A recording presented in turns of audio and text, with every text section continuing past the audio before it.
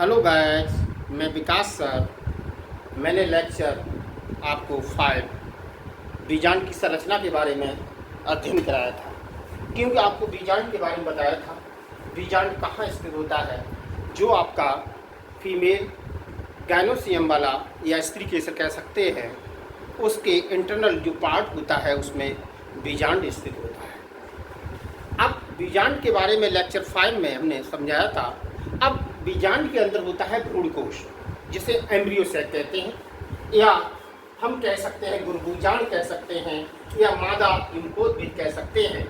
तो मेगास्पोर और female gametophyte कह सकते हैं, जो एम्ब्रियो सैक नाम से जानते हैं, भ्रूणकोश नाम से जानते हैं।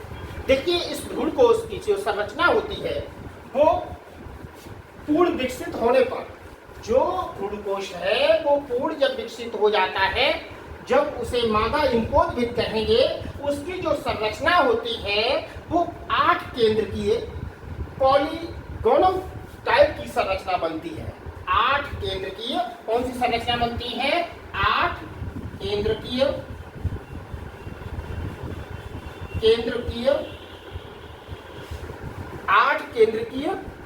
पॉलीगोनल टाइप की संरचना बन जाती है।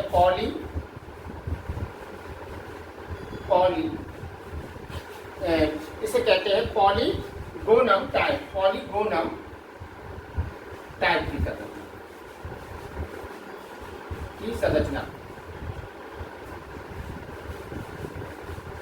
कैसी संरचना होती है? 8 केंद्र की पॉलीगोनल टाइप की संरचना। अब ये जो संरचना बनती है, तो इसको संरचना को, जो आपका भ्रूणकोश है, जो आपका एम्ब्रियो सैक है, इसकी जो संरचना जो होती है वो किस प्रकार से होती है, उस संरचना को देखिए सभी बच्चे हम बनाएंगे। देखिए किस प्रकार से संरचना इसकी बनती है। सभी बच्चे ध्यान देंगे, बहुत क्वेश्चन पूछा जाता है यूपी बोर्ड में, भ्रूणकोश का बहुत क्वेश्चन आता है, तो सभी बच्चे इसे ध्यान दें किस प्रकार से इसकी संरचना होती है। देखिए थोड़ा ध्यान देंगे इसका डायग्राम पे, इसके डायग्राम पे ध्यान देंगे इस प्रकार से। तो देखिए बच्चे, सभी बच्चे ध्यान देंगे, ये इस प्रकार से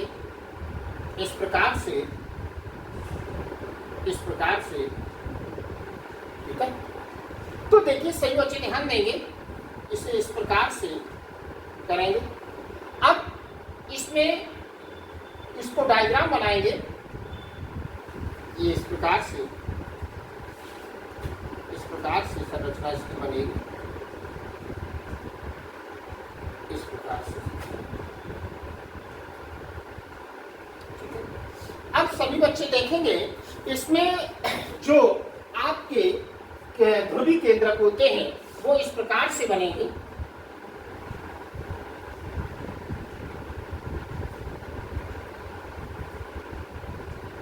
इस प्रकार से।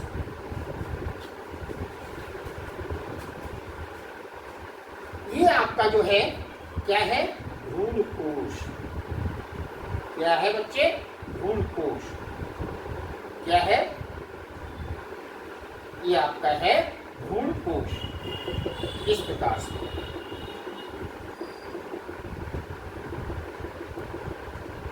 इस प्रकार से संरचना। अब देखिए सही बच्चे ध्यान देंगे,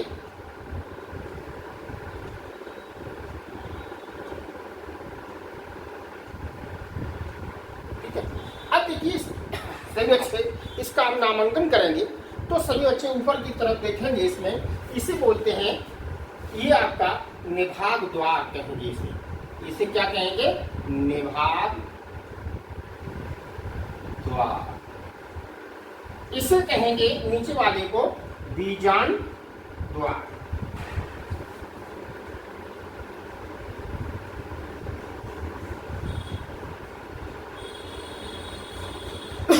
निभाग द्वार कहेंगे, तो या इसे कहेंगे बीजांड द्वार का। बीजांड द्वार का अंतिम भाग है, ये निभाग द्वार का अंतिम भाग, निभाग द्वार का अंतिम भाग, ठीक है। ये बीजांड द्वार का अंतिम भाग है। इस प्रकार से इसकी संरचना है। अब देखिए सभी बच्चे देखेंगे इसमें, ये 1 2 3, ये 3 जो होती हैं, क्या होती हैं? कितनी? 1 2 3 कहेंगे प्रतिमुखी कोशिकाएं। प्रतिमुखी कोशिकाएं, ध्यान देंगे। प्रतिमुखी कोशिका, प्रतिमुखी कोशिकाओं को हम क्या कहेंगे? एंटीपोडल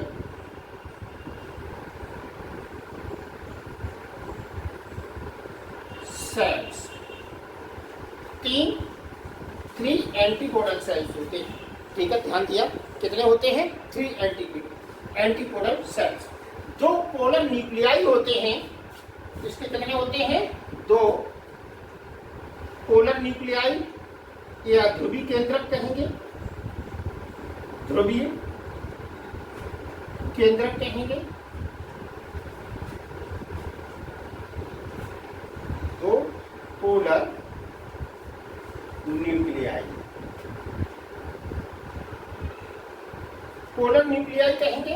अब सभी बच्चे ध्यान देंगे, इसे कहेंगे अंड कोशिका, अंड कोशिका। इंग्लिश में से क्या कहेंगे? Egg cell.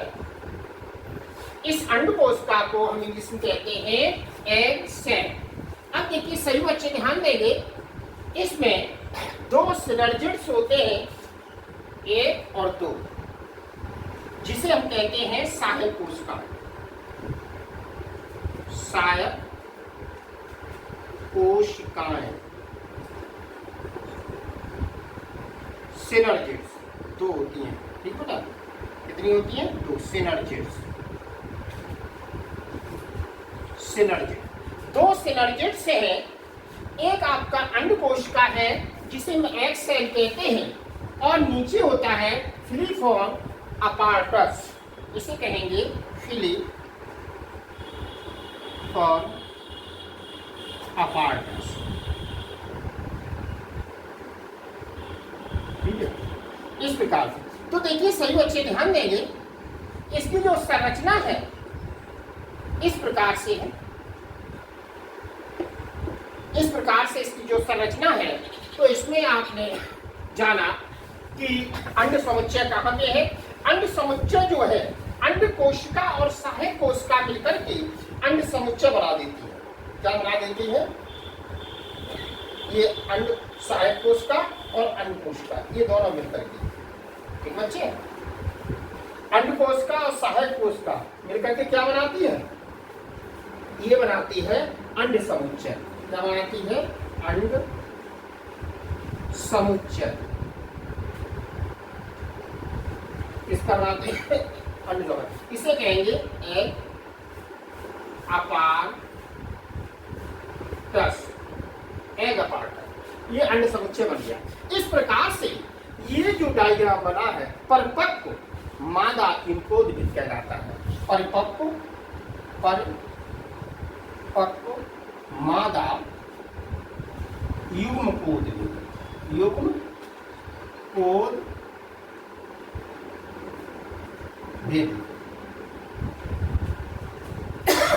जिसे हम कहेंगे एक जो परिपक्व अवस्था है वो किसकी है?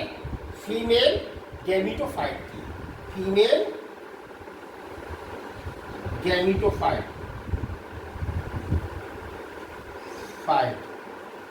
ये फीमेल गैमीटोफाइट की संरचना है। इस प्रकार से आपने भ्रूण कोश के बारे में स्टडी किया, ठीक है? तो देखिए सभी बच्चे, इस डायग्राम को बोर्ड में बहुत अधिक पूछा जाता है। भ्रूण कोश की संरचना के बारे में अध्ययन करिए।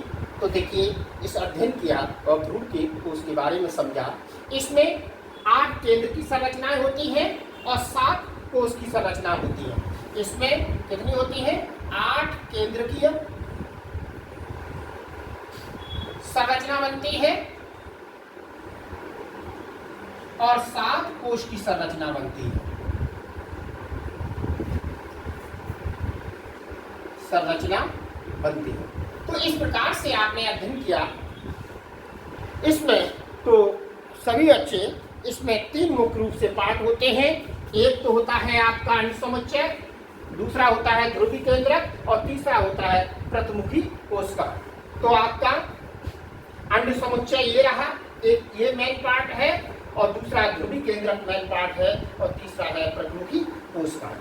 तो सभी बच्चे इस वीडियो को शेयर करें और कमेंट्स लिखें कि ये डायग्राम सही है और सही ढंग से लोगों तक पहुंचाने का कार्य करें, जो सही से स्टडी करें और बार बार इस डायग्राम को बना के देखें, जो आपकी बोर्ड परीक्षा में आप जब बैठें तो आपको बहुत ही आसान लगे कि बहुत ही इजी है, हमारे सर ने पढ़ाया है। तो इस प्रकार से लाइक और शेयर करें और कमेंट्स करें। धन्यवाद।